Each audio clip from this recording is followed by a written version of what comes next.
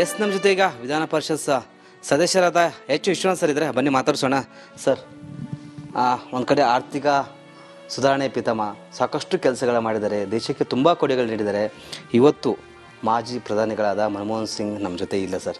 ಏನು ಹೇಳ್ತೀರಿ ಸರ್ ಅಂತ? ನಿಜ ನೋಡಿ, ಅವತ್ತು ಸೋನಿಯಾ ಗಾಂಧಿಯವರು ನನಗೆ ಪ್ರಧಾನಿ ಪಟ್ಟ ಬೇಡ ಅಂತಂಥೇಳಿ ಅದನ್ನು ಮನಮೋಹನ್ ಸಿಂಗ್ನವ್ರಿಗೆ ಕೊಟ್ಟರು. ಅದನ್ನು ಆ ಪಟ್ಟವನ್ನು ಪಟ್ಟ ಅಂತ ಹೇಳಲ್ಲ ಅವರು. ಆ ಜವಾಬ್ದಾರಿಯನ್ನು ಅತ್ಯಂತ ಸೂಕ್ಷ್ಮತೆಯಿಂದ ಸೂಕ್ಷ್ಮಗ್ರಾಹಿಯಾಗಿ ಇಡೀ ಭಾರತದ ಸಂಪೂರ್ಣ ಭವಿಷ್ಯದ ಅಭಿವೃದ್ಧಿಗೆ ಕಾರಣೀಭೂತರಾದರು. ಇಡೀ ಜಗತ್ತೇ ಆರ್ಥಿಕ ನೀತಿಯಿಂದ ಜರ್ಜರಿತವಾದಂಥ ಸಂದರ್ಭದಲ್ಲಿ, ಇನ್ಕ್ಲೂಡಿಂಗ್ ಅಮೇರಿಕಾವು ಕೂಡ ಆರ್ಥಿಕ ಸಂಕಷ್ಟಕ್ಕೆ ಸಿಲುಕಿ ನಲುಗಿ ಹೋಯಿತು. ಅಂಥ ಸಂದರ್ಭದಲ್ಲೂ ಕೂಡ ಭಾರತ ಆರ್ಥಿಕ ಸಂಕಷ್ಟಕ್ಕೆ ಸಿಲುಕಿ ನಲುಗದ ಹಾಗೆ ನೋಡಿಕೊಂಡಂಥವರು ಮನಮೋಹನ್ ಸಿಂಗ್ರವರು. ಹಾಗಾಗಿ ಮನಮೋಹನ್ ಸಿಂಗ್ನವರು ದೊಡ್ಡ ಆರ್ಥಿಕ ತಜ್ಞರು ಅಷ್ಟೇ ಅಲ್ಲ, 10 ವರ್ಷಗಳ ಕಾಲ ಭಾರತದ ಪ್ರಧಾನಮಂತ್ರಿಯಾಗಿ ಹಲವಾರು ವಿನೂತನ ಕಾರ್ಯಕ್ರಮಗಳನ್ನು ಭಾರತದ ಜನರಿಗೆ ಕೊಡುವುದರ ಮೂಲಕ ಅವರು ಇವತ್ತು ನಮ್ಮ ಜೊತೆ ದೂರ ಆದರೂ ಕೂಡ ಅವರು ಭಾರತಕ್ಕೆ ಕೊಟ್ಟಂಥ ಕಾರ್ಯಕ್ರಮಗಳು ಸದಾ ನಮ್ಮ ಜೊತೆ ಇದ್ದಾವೆ. ಅದು ವ್ಯಾಟ್ ವ್ಯಾಲ್ಯೂ ಬೇಸ್ಡ್ ಟ್ಯಾಕ್ಸ್, ಅದರಿಂದ ಬಹಳ ಅನುಕೂಲ ಆಯಿತು. ವ್ಯಾಲ್ಯೂ ಬೇಸ್ಡ್ ವ್ಯಾಟಿಂದ ಆನಂತರದಲ್ಲಿ RTI, ರೈಟ್ ಟು ಇನ್ಫಾರ್ಮೇಷನ್, ಪಾರದರ್ಶಕವಾಗಿರಬೇಕು, transparency in the administration, corruption free, ಈ ಥರದಕ್ಕೆಲ್ಲೂ ಕೂಡ RTI, ರೈಟ್ ಟು ಇನ್ಫಾರ್ಮೇಷನ್ನ ತಂದುಕೊಟ್ಟವರು. RTE, ರೈಟ್ ಟು ಎಜುಕೇಷನ್, ಪ್ರತಿ ಮಗುವಿಗೂ ಕೂಡ ಶಿಕ್ಷಣ ಅಗತ್ಯವಾಗಿ ಬೇಕೇ ಬೇಕು ಅಂತಕ್ಕಂಥವನ್ನ, ಶಿಕ್ಷಣ ಮಗುವಿನ ಆಜನ್ಮಸಿದ್ದ ಹಕ್ಕು ಅಂತಕ್ಕಂಥದ್ದನ್ನು ಸಾರಿದ್ರು. ಹಾಗಾಗಿ ಅವ್ರು ಹೇಳ್ತಾ ಹೋದರು, ಶಿಕ್ಷಣ ನನ್ನನ್ನು ಇಷ್ಟು ಎತ್ತರಕ್ಕೆ ಏರಿಸಿದೆ, ಹಾಗಾಗಿ ದೇಶದ ಪ್ರತಿ ಮಗುವೂ ಕೂಡ ಶಿಕ್ಷಣವನ್ನು ಕಲಿತು ಇಷ್ಟೇ ಎತ್ತರಕ್ಕೆ ಬೆಳೀಬೇಕು ಅಂತಕ್ಕಂಥ ಆಶಯ ಅವ್ರದ್ದಾಗಿತ್ತು.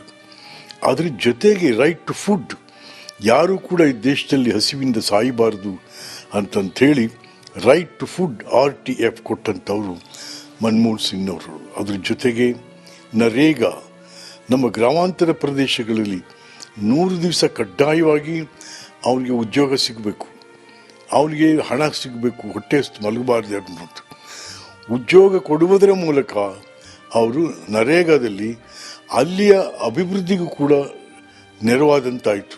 ಈಗ ನಮ್ಮ ಕೆರೆ ಕಟ್ಟೆಗಳ ಆಬಾದ್ ಮಾಡುವಂಥದ್ದು, ಹೂಳೆತ್ತುವಂಥದ್ದು, ಸಣ್ಣ ರಸ್ತೆಗಳು, ಸಣ್ಣ ಬ್ರಿಡ್ಜ್ಗಳು ಮಾಡುವಂಥದ್ದು, ಇದೆಲ್ಲ ಆ ಗ್ರಾಮ ಪಂಚಾಯಿತಿಯ ಮೂಲಕ ಮಾಡಿಸೋದ್ರ ಮೂಲಕ ಗ್ರಾಮ ಪಂಚಾಯಿತಿಯನ್ನು ಕೂಡ ಬಲ ಮಾಡ್ತಕ್ಕಂಥ ಒಂದು ದೊಡ್ಡ ಕಾರ್ಯಕ್ರಮವನ್ನು ತಂದು ನರೇಗಾ.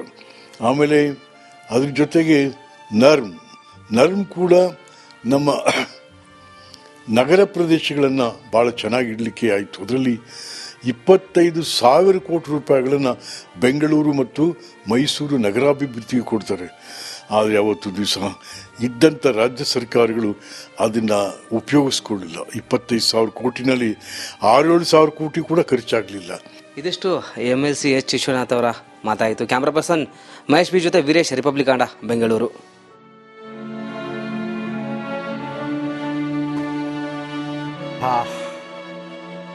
ಬಹಳ ಪ್ರಧಾನಿಯಾಗಿ ಮಾಡಿದ ಕೆಲಸಕ್ಕಿಂತಲೂ ಹೆಚ್ಚಾಗಿ ಮೊದಲಿಗೆ ಪ್ರಧಾನಿಯಾಗಿ ಕೂಡ ಅವರ ಕೆಲವು ನಿರ್ಧಾರಗಳು ಅದನ್ನು ಹೇಳ್ತಾ ಇದ್ರು. ರೈಟ್ ಟು ಎಜುಕೇಷನ್, RTE, ಈ ದೊಡ್ಡ ಅವ್ರಿಗೆ ಗೊತ್ತಿತ್ತು. ಈಗ ನಾವು ಹೇಳ್ತೀವಿ ಸರ್ಕಾರಿ ಶಾಲೆಗಳು ಅಂತ ಹೇಳಿದಾಗ ಖಾಸಗಿ ಶಾಲೆಗಳು ಬರುತ್ತೆ. ಖಾಸಗಿ ಶಾಲೆಗಳಲ್ಲೂ ಕೂಡ ಬಡ ಮಕ್ಕಳಿಗೆ ಫ್ರೀ ಎಜುಕೇಷನ್ ಕೊಡಬೇಕು ಅಂತೇಳಿ ವ್ಯವಸ್ಥೆ ಇದೆ. ಅದನ್ನು ಹಳ್ಳ ಹಿಡಿಸಿದ್ದಾರೆ, ಅದು ಬೇರೆ ವಿಚಾರ.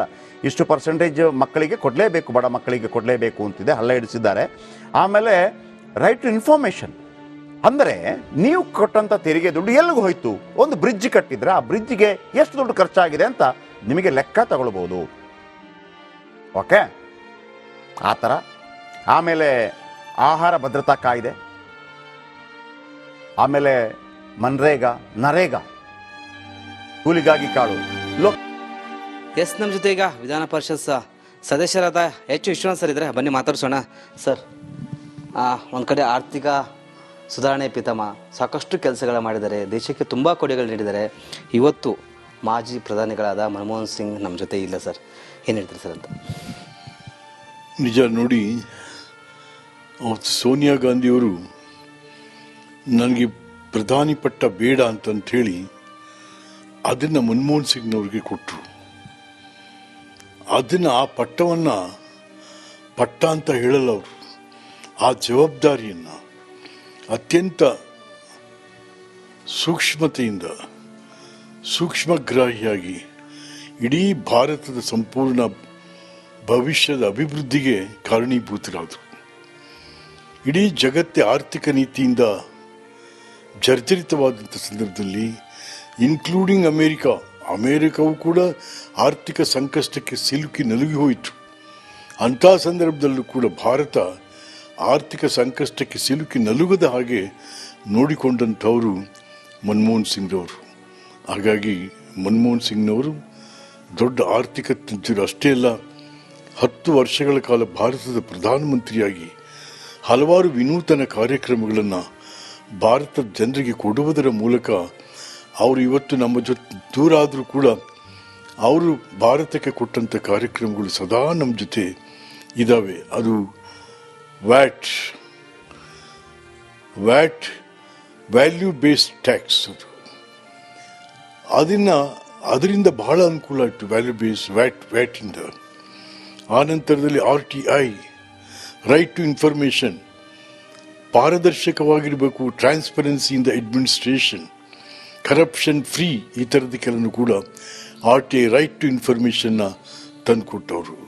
RTE, ರೈಟ್ ಟು ಎಜುಕೇಷನ್, ಪ್ರತಿ ಮಗುವಿಗೂ ಕೂಡ ಶಿಕ್ಷಣ ಅಗತ್ಯವಾಗಿ ಬೇಕೇ ಬೇಕು ಅಂತಕ್ಕಂಥವನ್ನ,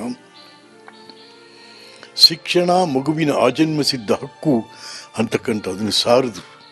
ಹಾಗಾಗಿ ಅವ್ರು ಹೇಳ್ತಾ ಹೋದರು, ಶಿಕ್ಷಣ ನನ್ನನ್ನು ಇಷ್ಟು ಎತ್ತರಕ್ಕೆ ಏರಿಸಿದೆ, ಹಾಗಾಗಿ ದೇಶದ ಪ್ರತಿ ಮಗುವೂ ಕೂಡ ಶಿಕ್ಷಣವನ್ನು ಕಲಿತು ಇಷ್ಟೇ ಎತ್ತರಕ್ಕೆ ಬೆಳೀಬೇಕು ಅಂತಕ್ಕಂಥ ಆಶಯ ಅವ್ರದ್ದಾಗಿತ್ತು. ಅದರ ಜೊತೆಗೆ ರೈಟ್ ಟು ಫುಡ್, ಯಾರೂ ಕೂಡ ಈ ದೇಶದಲ್ಲಿ ಹಸಿವಿಂದ ಸಾಯಬಾರದು ಅಂತಂಥೇಳಿ ರೈಟ್ ಟು ಫುಡ್ RTF ಕೊಟ್ಟಂಥವರು ಮನಮೋಹನ್ ಸಿಂಗ್ನವರು. ಅದ್ರ ಜೊತೆಗೆ ನರೇಗಾ, ನಮ್ಮ ಗ್ರಾಮಾಂತರ ಪ್ರದೇಶಗಳಲ್ಲಿ 100 ದಿವಸ ಕಡ್ಡಾಯವಾಗಿ ಅವರಿಗೆ ಉದ್ಯೋಗ ಸಿಗಬೇಕು, ಅವರಿಗೆ ಹಣ ಸಿಗಬೇಕು, ಹೊಟ್ಟೆ ಮಲಗಬಾರ್ದು ಅನ್ನೋದು ಉದ್ಯೋಗ ಕೊಡುವುದರ ಮೂಲಕ ಅವರು ನರೇಗಾದಲ್ಲಿ ಅಲ್ಲಿಯ ಅಭಿವೃದ್ಧಿಗೂ ಕೂಡ ನೆರವಾದಂತಾಯಿತು. ಈಗ ನಮ್ಮ ಕೆರೆ ಕಟ್ಟೆಗಳ ಆಬಾದ್ ಮಾಡುವಂಥದ್ದು, ಹೂಳೆತ್ತುವಂಥದ್ದು, ಸಣ್ಣ ರಸ್ತೆಗಳು, ಸಣ್ಣ ಬ್ರಿಡ್ಜ್ಗಳು ಮಾಡುವಂಥದ್ದು, ಇದೆಲ್ಲ ಆ ಗ್ರಾಮ ಪಂಚಾಯಿತಿಯ ಮೂಲಕ ಮಾಡಿಸುವುದರ ಮೂಲಕ ಗ್ರಾಮ ಪಂಚಾಯಿತಿಯನ್ನು ಕೂಡ ಬಲ ಮಾಡ್ತಕ್ಕಂಥ ಒಂದು ದೊಡ್ಡ ಕಾರ್ಯಕ್ರಮವನ್ನು ತಂದರು ನರೇಗಾ. ಆಮೇಲೆ ಅದ್ರ ಜೊತೆಗೆ ನರ್ಮ್ ಕೂಡ ನಮ್ಮ ನಗರ ಪ್ರದೇಶಗಳನ್ನು ಭಾಳ ಚೆನ್ನಾಗಿಡಲಿಕ್ಕೆ ಆಯಿತು. ಅದರಲ್ಲಿ 25,000 ಕೋಟಿ ರೂಪಾಯಿಗಳನ್ನು ಬೆಂಗಳೂರು ಮತ್ತು ಮೈಸೂರು ನಗರಾಭಿವೃದ್ಧಿಗೆ ಕೊಡ್ತಾರೆ. ಆದರೆ ಯಾವತ್ತು ದಿವಸ ಇದ್ದಂಥ ರಾಜ್ಯ ಸರ್ಕಾರಗಳು ಅದನ್ನು ಉಪಯೋಗಿಸ್ಕೊಳ್ಳಿಲ್ಲ. 25,000 ಕೋಟಿನಲ್ಲಿ 6,000 ಕೋಟಿ ಕೂಡ ಖರ್ಚಾಗಲಿಲ್ಲ. ಇದಿಷ್ಟು MLC ಎಚ್ ವಿಶ್ವನಾಥ್ ಅವರ ಮಾತಾಯಿತು. ಕ್ಯಾಮ್ರಾ ಪರ್ಸನ್ ಮಹೇಶ್ ಬಿ ಜೊತೆ ವೀರೇಶ್, ರಿಪಬ್ಲಿಕ್ ಕನ್ನಡ, ಬೆಂಗಳೂರು.